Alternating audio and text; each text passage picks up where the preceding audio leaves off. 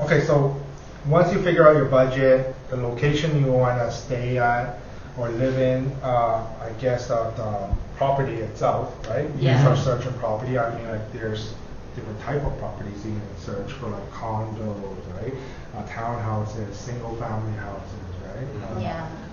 I guess whatever fits your budget at that point. And once you know, then you go search for your home and look for the condition of the property, right? The condition of the property is include age of the property, Oh, yeah, age. The maintenance of the Inside the house, property, yeah. how it looks, how it's stand, how the durability of it. Clement said earlier, I mean, like you can look for older houses to be budget friendly. I mean, older houses, it's good. I mean, like as long as you do your due diligence and do a home inspection, right? Some of the minor things you can renovate it. So Yeah. like if you buy a property that is older and you get a good deal out of it, you can invest in, a small amount of Yeah. money to renovate it, repaint it, have it a little bit done, then it's livable still. It's actually very ideal. Mhm. You save so much money. A lot of my clients buy older home, renovate it, and it's their forever home, right? Yeah. Usually for the older homes, you do get a lot more space for your buck. Yes. So like you get more square footage than you would buying a new home for the same price or even lower. Yes. In the newer homes now, you pay like in the Brentwood area, you probably pay like 800,000. You get about 500 square feet. Yeah, something. Of Yes. living space, right? Yes. Single family homes, very often you can invest your money in renovations, but sometimes the condos and things like that are a little bit different because an older condo, although when we buy them it's relatively cheaper than the new condos, but if we look at the maintenance fees, we'll find that the maintenance fees could be excessively high. It could be, you get a little one-bedroom unit, you might pay 600 or whatever dollars per month, just maintenance strata fees. So whilst single family, you look for an older home and you invest in it, you are in more control. Whereas with strata, we have to be careful when we buy a cheaper strata. Just check out the maintenance fees on the strata. Yes. And definitely check how much they have in their contingency fund, just so you know that how much of it have they used, what have they used it on, if they're going to be using it on for anything in the near future, right? So what if they have something like, say, the roof coming up that they need to replace, right? Are they going to take somewhat of the CRF? How much do they have in the CRF? Is that going to be enough to cover the whole thing, or will there going to be a special levy for the whole building to cover however much left, depending on how much they use in the CRF? So definitely another good thing to look out for in the older buildings.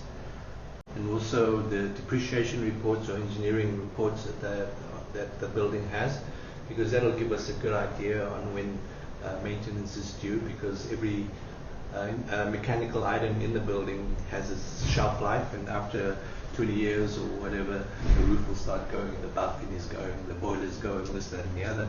So the depreciation report gives us a good picture of the state of that building. That is a good report to look at. And also Yeah. give you estimated time when they need to update or change that. So it's important to find a good agent that will read all the strata documents, right? Because I mean, in each unit, most likely 300 to 600 pages of documents, right? You have an agent super busy closing 10 deals a week. Is that agent going to read 300, 400 page document for No. you? No, for sure not. No, right? And also another good thing to know that you brought up actually, that I want to reiterate is, so it's approximate of when they need to replace and fix things. It's not a for sure thing. So say they need to replace the roof in 2025. Are they going to replace it in 2025? Maybe. The strata's going to look at it. They may hire somebody to come take a look. But it's better than they state that they need to replace it 2024 because that's next year, right? You don't want to buy right now, August, in 4 months. If the strata council agrees to fix the roof, then that's a big special levy, right? Something to look out for. It's something that should be aware of, but it should not be something that if you're okay with it, then you can just go ahead and buy the property. But it's not something that we say as a negative thing to push away because everything has its lifetime, life shelf, right? So if you don't buy into this building, you buy into another building, it's the same thing. Just which one can you handle more, right? Now another thing that I want to bring up, because you brought that up, is that all buildings have defects. They all have deficiencies. If you're trying to look for something perfect, then No, there's nothing. Even brand new yeah, home. don't even look for one Yeah. because nothing is perfect. Yeah. Yeah, and you have to look past it sometimes, right? I'm not telling you to look past that big ass water leak that you see over there. I'm not supposed to say that.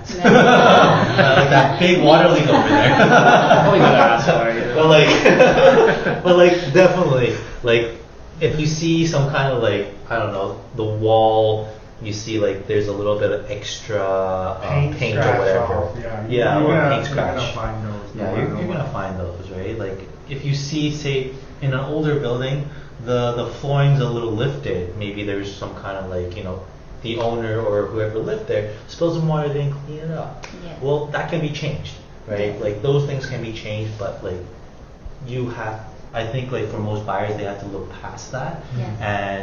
and just quickly look at one. I think I've said this in the last video as well. Look for like the layout, right?